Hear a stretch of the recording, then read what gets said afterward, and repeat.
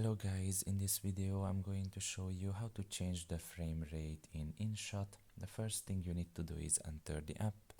Once you are done with that and you are in the home page, you can just look in the top of your right corner and press on the settings there.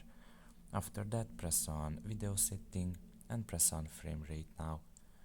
And you can just change the frame rate here. You can see right now it is set to 13 FPS, that you can change it to higher or lower as well, depending how you want it. And after that, you can just simply leave the page and the changes that you have made there will be saved.